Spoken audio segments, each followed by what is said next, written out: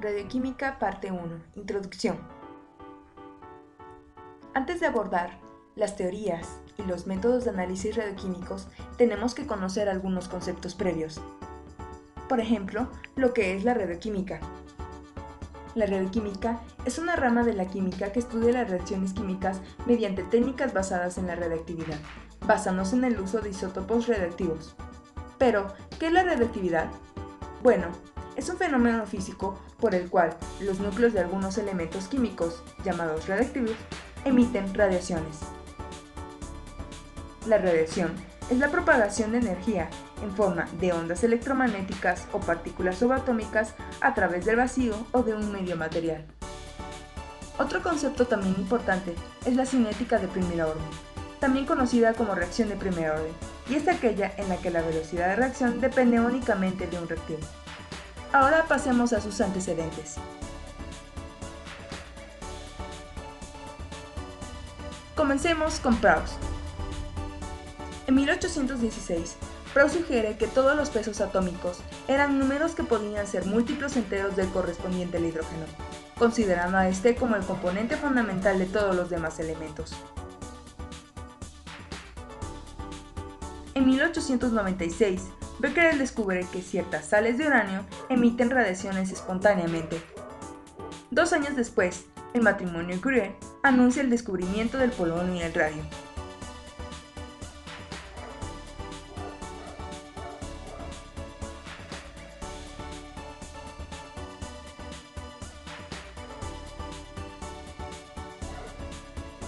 Para 1934, tenemos el descubrimiento de la radioactividad artificial. Ahora sí pasemos a los métodos de análisis radioquímicos. Para esto necesitamos conocer lo que son los isótopos, que son átomos que tienen el mismo número de protones pero distinto número de neutrones. Y generalmente son representados como X, A, Z, donde X es el elemento, A la masa atómica y Z el número atómico. Aunque los isótopos de un elemento dado tienen las mismas propiedades químicas, sus propiedades nucleares son distintas. La diferencia más importante entre los isótopos es su estabilidad.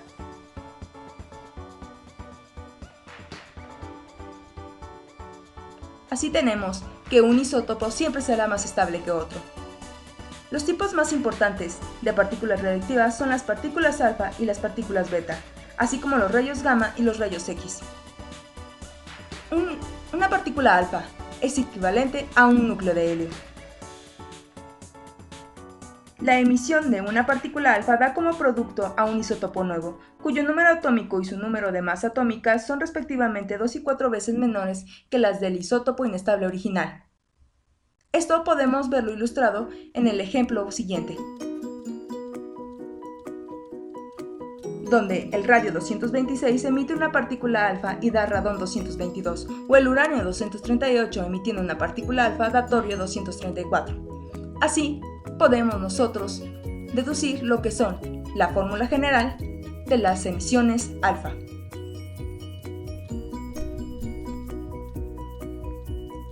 Ahora, las emisiones beta. Las emisiones beta, que son de nuestro interés, equivalen a un electrón y se producen cuando un neutrón se convierte en un protón, aumentando así el número atómico en una unidad. Y podemos deducir la fórmula general de las emisiones beta.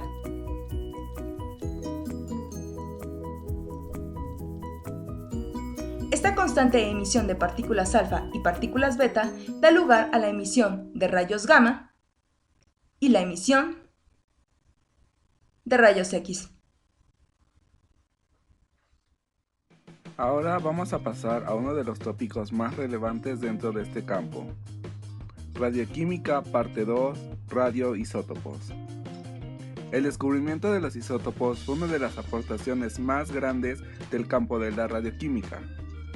En general, se descubrió que el producto de una desintegración nuclear es también radiactivo, es decir, conserva esta característica. Un ejemplo claro de esto es el radio, un metal de peso molecular 226 que emite partículas alfa que dan origen al gas noble radón, que es igual de radioactivo.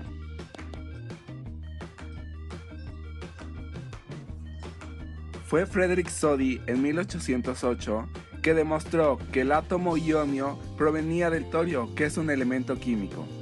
Hasta ese entonces, estos dos átomos se consideraban totalmente diferentes. No fue sino hasta que se hizo un escaneo más a fondo de estas dos moléculas que se descubrió que las propiedades químicas del ionio resultaron análogas a las del torio, además de ser espectroscópicamente idénticos. Además, al mezclar ambos elementos no fue posible separarlos incluso aplicando los métodos más eficaces.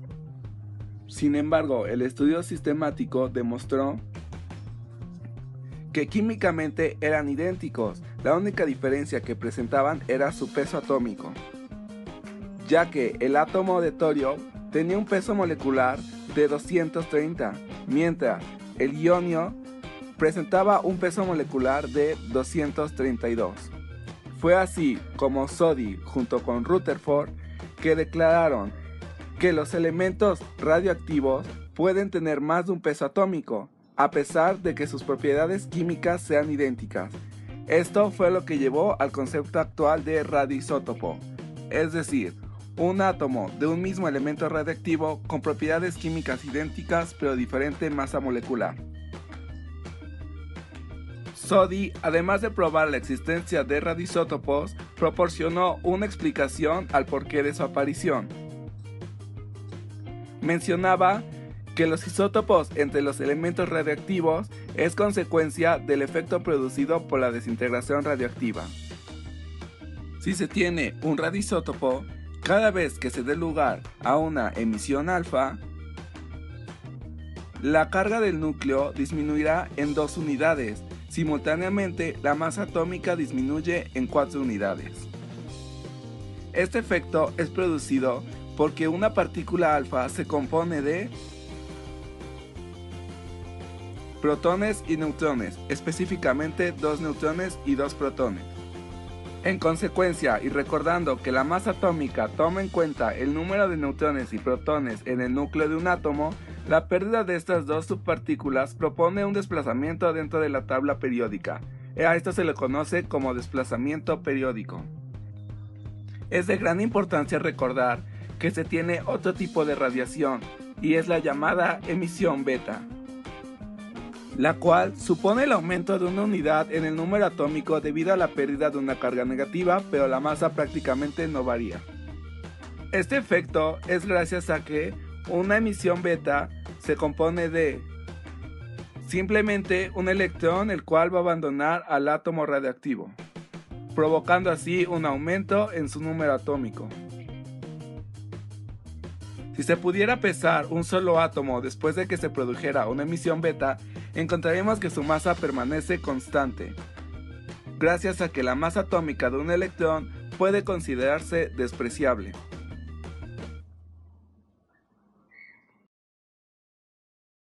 Radioquímica parte 3. Teoría.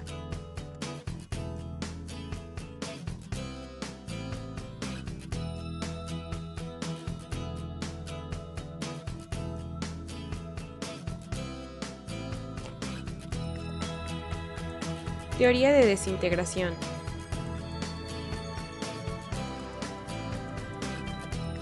La velocidad de desintegración o actividad de los isótopos radioactivos está directamente relacionada con una ley de cinética de primer orden.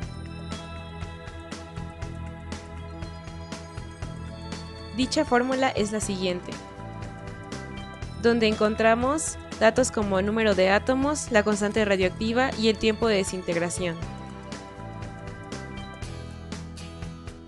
De dicha fórmula se puede obtener la siguiente, que expresa la actividad radioactiva, la cual es el proceso en el cual los átomos liberan energía. Las unidades de esta fórmula son los becquereles y los Rutherford.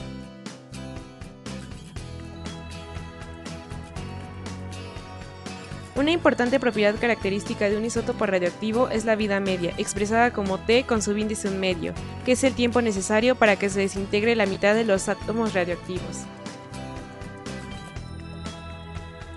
dada por la siguiente fórmula.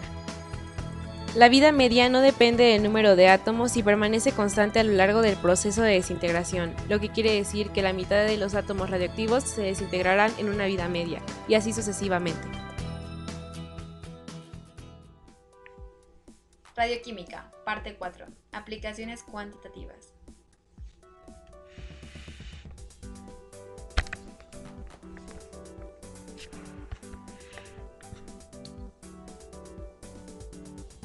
A continuación se les explicarán las 3 aplicaciones cuantitativas de los métodos de análisis radioquímico. Empezaremos por el análisis directo de isótopos radioactivos por medición de su velocidad de desintegración. Posteriormente continuaremos con la activación neutrónica y por último abordaremos el uso de isótopos radioactivos como rastreadores de la dilución isotópica.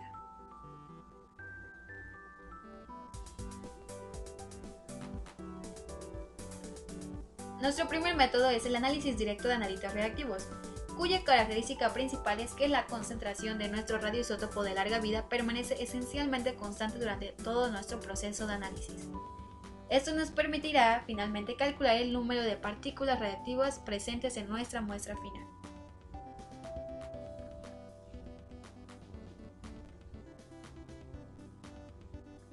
Para entender mejor nuestro método, tendremos el siguiente ejemplo. La actividad medida en una muestra de 10 ml de aguas residuales reactivas que contienen 90 en masa atómica y 38 en número atómico del estroncio radiactivo fue de 9.07 por 10 a la 6 desintegraciones sobre segundo. Nuestra pregunta es ¿cuál es la concentración molar de este radioisótopo en la muestra? Tenemos un dato importante que la vida media del estroncio radiactivo es de 28.1 años. Para poder resolver este problema necesitamos 2 ecuaciones. La primera ecuación es la velocidad de desintegración y la ecuación de la vida media. Sustituyendo una en otra y despejando el número de átomos radiactivos en la muestra, tenemos que será igual a la actividad de la muestra por el tiempo de vida media entre una constante que será igual a 0.693.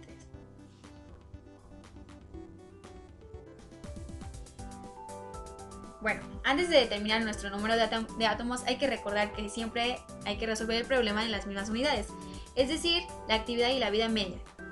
Tenemos que hacer la conversión de vida media, que recordando que es 28.1 años, a segundos.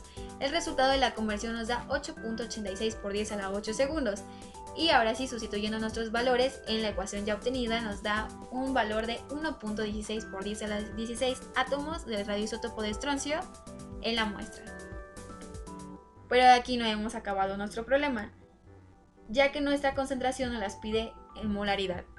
Por lo tanto, recordando que hay siempre 6.022 por 10 a la 23 partículas, átomos o moléculas en un mol de cualquier sustancia y usando la ecuación de molaridad, tenemos un resultado de 1.93 por 10 a la menos 6 de concentración molar en nuestra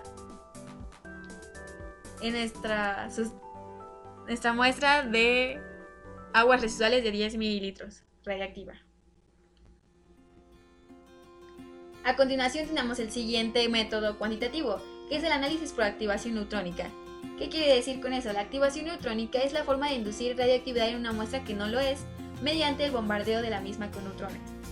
En otras palabras, se puede definir qué son los fenómenos que se producen cuando una muestra se somete al bombardeo con un flujo de neutrones térmicos, así como los diversos parámetros de irradiación y las actividades producidas. Recordando que la irradiación es definida como las emisiones de radiaciones luminosas, térmicas, magnéticas o de otro tipo.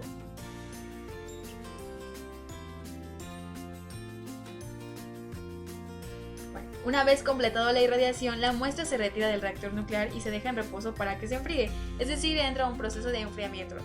Mientras que todos los interferentes de vida corta se desintegran hasta el fondo y luego se medirá la velocidad de emisión de los rayos gamma. Como se ha explicado, después de este periodo de enfriamiento es donde se medirá la velocidad de emisión de rayos gamma, durante el que también se desintegrarán los interferentes de vida corta. Por tanto, tenemos que la actividad inicial se determinará extrapolando una curva de actividad en función del tiempo de retroceso a un intervalo de tiempo determinado. A continuación se les mostrará la gráfica de rayos gamma en función del tiempo, para demostrar la determinación experimental de la actividad inicial de nuestro analítor, donde tenemos que nuestra variable dependiente será la actividad de la muestra y la variable independiente será el tiempo transcurrido después de la irradiación.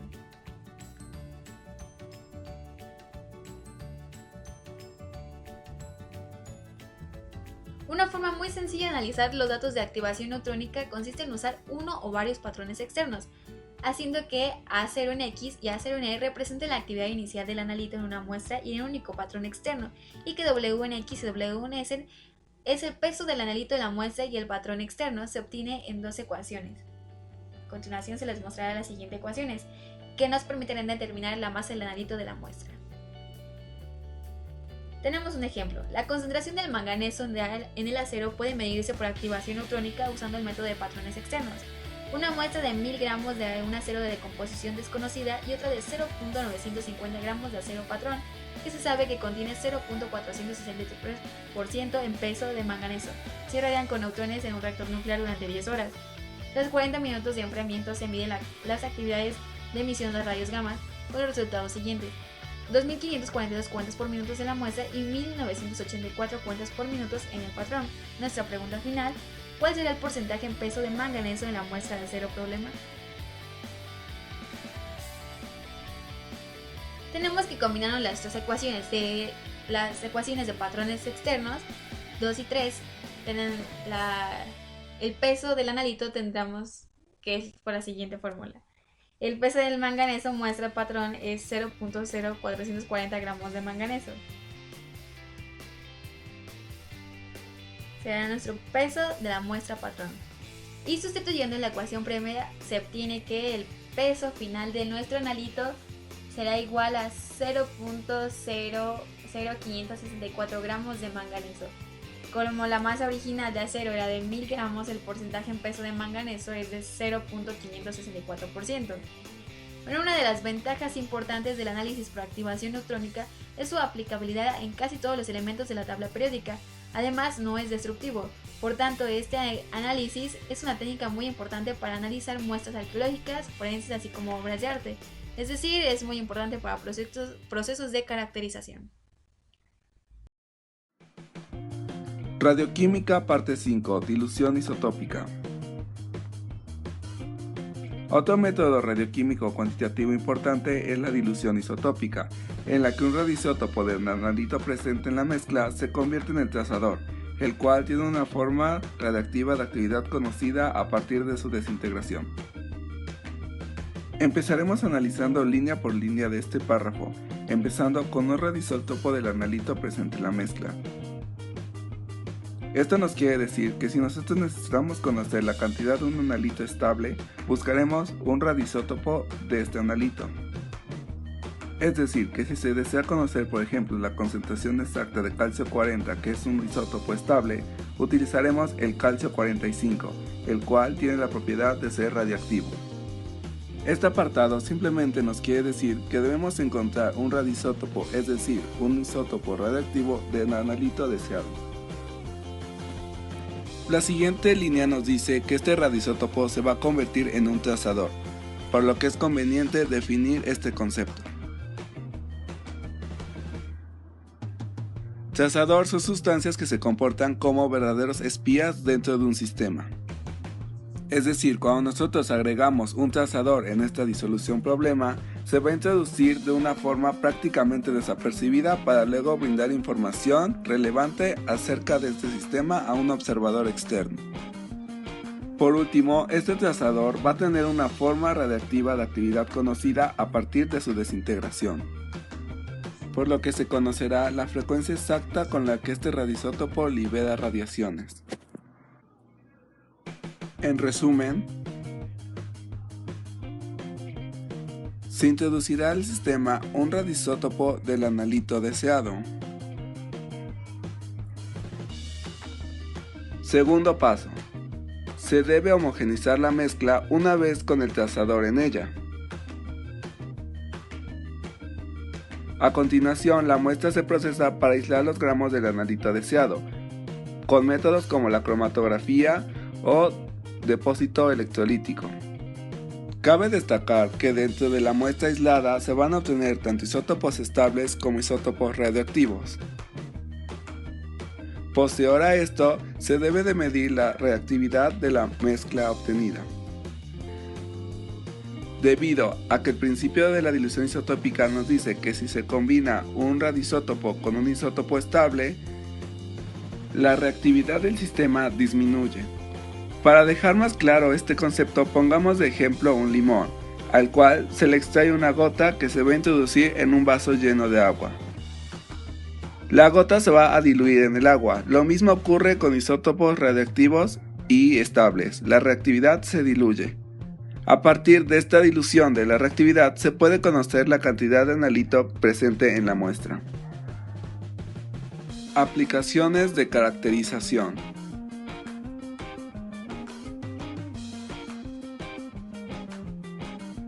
Un ejemplo claro de una aplicación de caracterización es la determinación de la edad de una muestra basada en la desintegración de un radioisótopo, en este caso el carbono 14, que es usado para datar muestras biológicas. Te preguntarás, ¿de dónde viene este carbono 14 que es radiactivo? Pues el Sol, al emitir diferente radiación, entre ellas neutrones de alta energía, va a incidir sobre la capa de ozono, la cual está compuesta en su mayoría por nitrógeno. Este nitrógeno, al recibir tanta energía por parte del Sol, se va a volver radiactivo y va a empezar a liberar energía.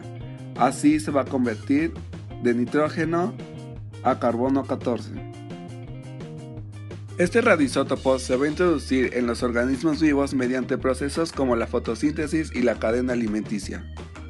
Para datar muestras biológicas se hace uso del carbono 14 y su vida media. Al pasar una vida media que es aproximadamente de 5.730 años, solo se va a encontrar la mitad de la concentración inicial de este átomo. Al pasar 2 vidas medias se va a encontrar un cuarto, y así consecutivamente hasta llegar a los 22.920 años, o sea, 4 vidas medias, que la cantidad va a ser nula. Es así como la relación entre el carbono 12, que es el isótopo estable, y el carbono 14 nos puede decir exactamente la edad que tiene esta muestra. Radioquímica parte 5. Instrumentación. Las partículas alfa y beta y los rayos gamma y X se miden utilizando la energía de sus partículas para producir una corriente eléctrica amplificada que será identificada por un detector, los cuales realizan conteos de impulsos para saber la velocidad de desintegración. Existen 3 tipos de detectores de uso habitual: los llenos de gas, que utilizan gases inertes como el argón; los contadores de centelleo, que convierten las partículas radiactivas en fotones fáciles de medir; y los detectores semiconductores. La absorción estimula a los electrones, lo que causa un aumento en su conductividad. Hablemos de los detectores llenos de gas. Cuando las partículas penetran el tubo, ionizan al gas produciendo un gran número de pares de iones y electrones. Iones de argón, electrones. El movimiento de los electrones hacia el ánodo y de los iones hacia el cátodo genera una corriente eléctrica mensurable. Los detectores de gas a grandes rasgos están formados por 3 elementos importantes: la cámara de gas, que contiene el gas, ánodo, cátodo, y la interacción de los electrones se lleva ahí; el amplificador eléctrico, aumenta la señal o impulso eléctrico creado por los iones y electrones; y el galvanómetro, que es un instrumento que se utiliza para detectar y medir la corriente eléctrica e indicarla por medio de una aguja o un puntero. Al variar la energía aplicada en la cámara, se puede trabajar en condiciones diferentes que se denominan de la siguiente forma: cámara de ionización, contador proporcional, detector de Geiger-Müller. Esto, a su vez, se puede resumir de la siguiente forma: cada detector tiene un rango de energía. Hablemos de los contadores de centelleo. Los detectores de centelleo, a comparación de los anteriores, no emplean la ionización de gas. En estos se aprovecha el hecho de que la radiación produce pequeños destellos luminosos en ciertos sólidos. Esta luz se recoge y se transforma en un pulso eléctrico.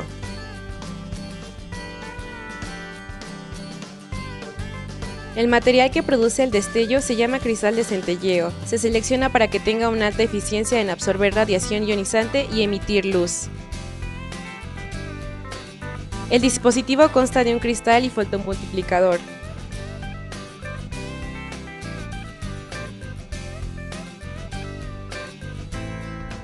Un rayo gamma imparte la energía de los electrones a través de la difusión de energía. Los electrones excitan la red cristalina del detector. El cristal emite luz visible que es detectada por un fotomultiplicador y es convertida en un pulso eléctrico, siendo así el mecanismo de los mismos. Hablemos de los detectores de semiconductividad. Están basados en la aplicación de electrodos metálicos que están en caras opuestas de un cristal semiconductor en los que se establece una diferencia de potencial. El semiconductor de cristal, que es normalmente de silicio o germanio, evoluciona como una cámara de ionización en la que la carga eléctrica se transporta por medio de la creación de abundantes pares de iones de electrones huecos. Un hueco consta en la falta de electrones de los enlaces interatómicos de la estructura de un cristal y sus propiedades se asemejan a las de un ion.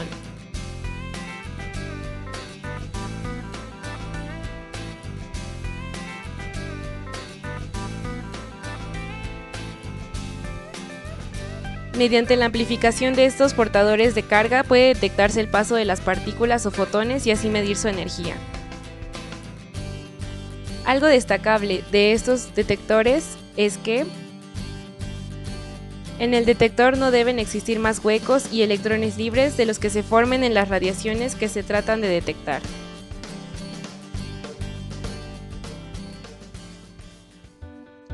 Radioquímica parte 7. Ahora hablaremos sobre un contador, en este caso el contador Geiger. Bueno, para comenzar tenemos que este contador es un contador de tipo gas y es uno de los instrumentos más utilizados o más comunes hoy en día. Va a utilizar la energía de la partícula para producir un impulso amplificado de una corriente eléctrica en el detector. Va a tener forma de tubo con un alambre delgado montado en el centro en el eje de un cilindro. Utiliza gas argón de 2 a 10 centímetros de mercurio. Y también puede ser de metal o cobre y envuelto en un tubo de vidrio. Se va a aplicar una diferencia de potencial.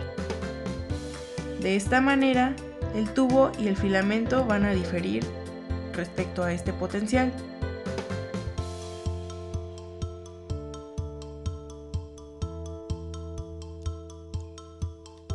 Bueno, la radiación ioniza el gas y va a provocar que se presenten más iones y electrones, que van a chocar con las partículas neutras hasta que ocurra una descarga que va a provocar un flujo de corriente que pasa por la resistencia exterior.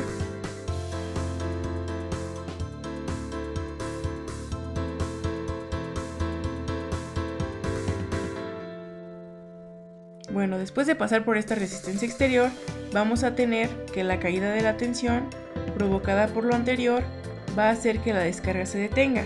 Aquí tenemos que si la tensión es suficientemente grande, todos los impulsos van a tener el mismo tamaño. Esta corriente de breve duración es un impulso que va a poder amplificarse y transmitirse a una escala.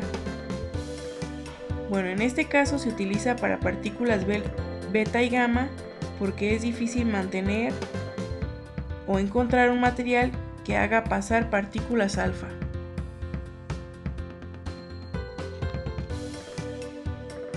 Bueno, ahora vamos a pasar a la evaluación de métodos radioquímicos.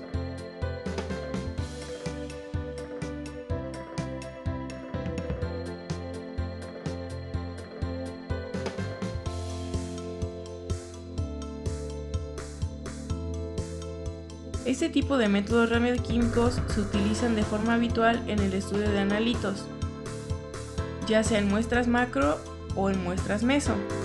Bueno, recordemos que nuestras muestras macro van a ser aquellas mayores a 0.1 gramos, pero menores a 2 gramos.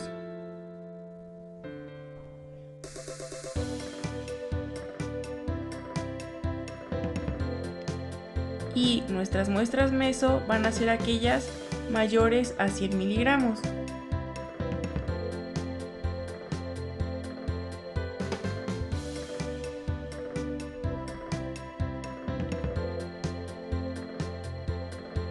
Ahora vamos a hablar sobre la precisión. vamos a tener que nuestra precisión en este tipo de métodos va desde el 1 hasta el 5% y van a ser los más exactos dentro de la química analítica.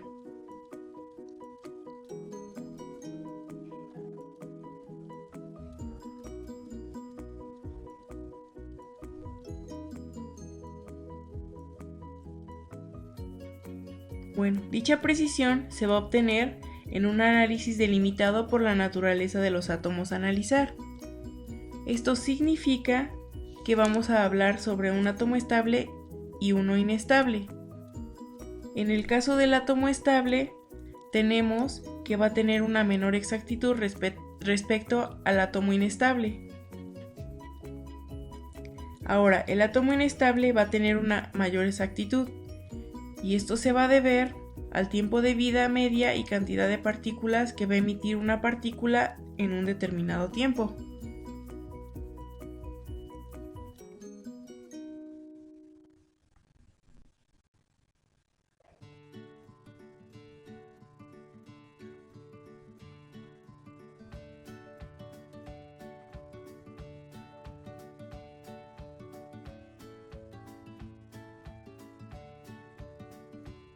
Ahora, la exactitud del análisis va a mejorar con el recuento de partículas durante un intervalo de tiempo.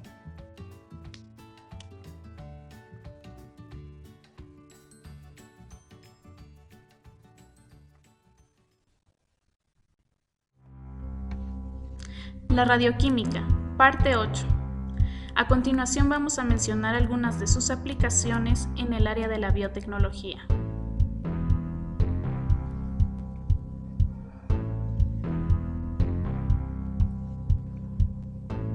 La radioterapia es el tratamiento utilizado para combatir el cáncer mediante la radiación, la cual es la energía que se transmite mediante ondas o una corriente de partículas. Estas partículas de carga eléctrica se pueden clasificar en dos tipos: la radiación con fotones, como los rayos X y los rayos gamma, y la radiación con partículas, como es el caso de los electrones, protones, partículas alfa y beta.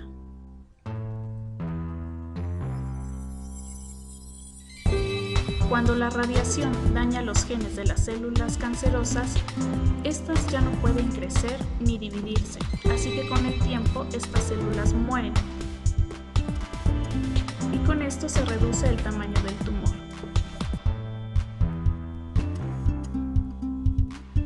La radiosensibilidad es un término que describe la probabilidad de que la célula sea dañada por la radiación. Esto aumenta la eficacia de la radioterapia. Sin embargo, no funciona muy rápidamente en las células que se encuentran en su etapa de reposo, es decir, que no se están dividiendo o que se dividen con menor frecuencia.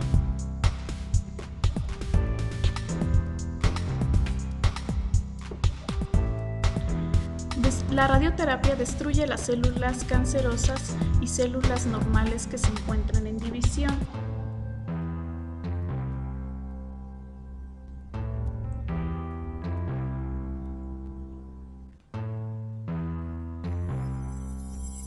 Pueden tomar días e incluso semanas del tratamiento para que estas células cancerígenas comiencen a morir.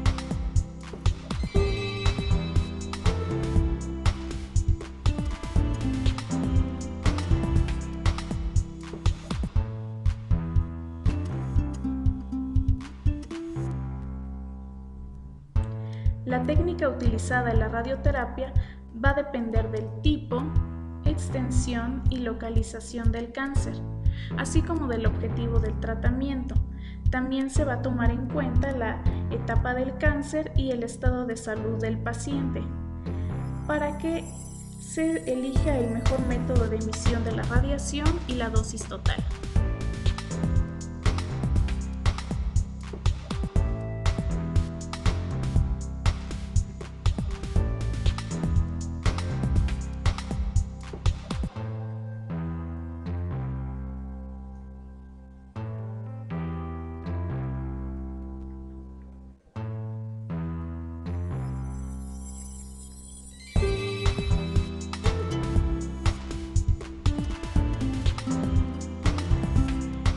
Aproximadamente el 60% de los diferentes tipos de cáncer requieren radioterapia.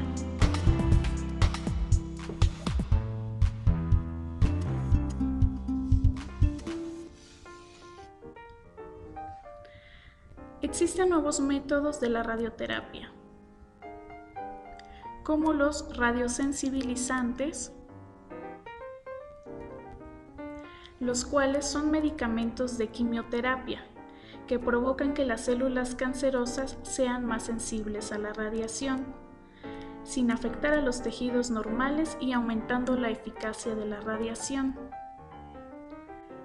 pero contiene algunos efectos secundarios que tienden a ser peores.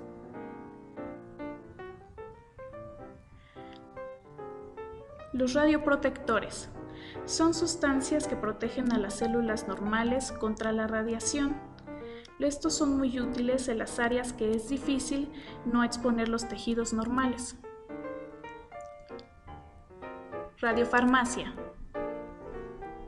La radiofarmacia se basa en el empleo de radioisótopos asociados a moléculas que por su naturaleza y propiedades de afinidad se dirigen a diversos órganos, tejidos o células, utilizados con fines de diagnóstico y tratamiento de diversas patologías.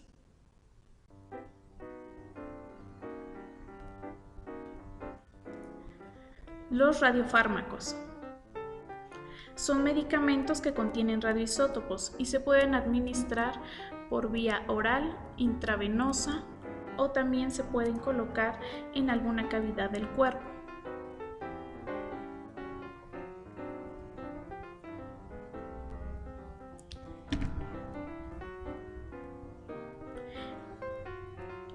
Estos materiales viajan a varias partes del cuerpo para tratar el cáncer y aliviar sus síntomas, emitiendo radiación principalmente en forma de partículas alfa y beta, y son una sustancia compuesta por un radioisótopo y un portador o precursor inactivo.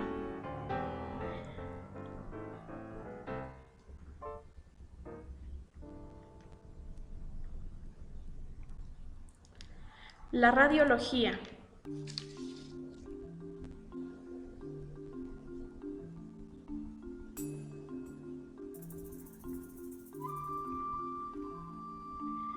Esta se obtiene a partir de la utilización de los rayos gamma y los rayos X, con la que a partir de estos se obtienen imágenes internas del organismo.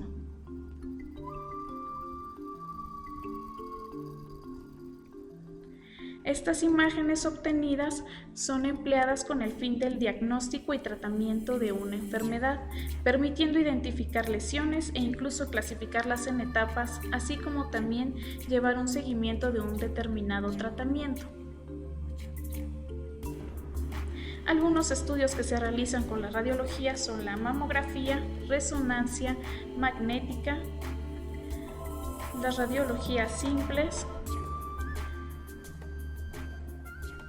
y las ecografías.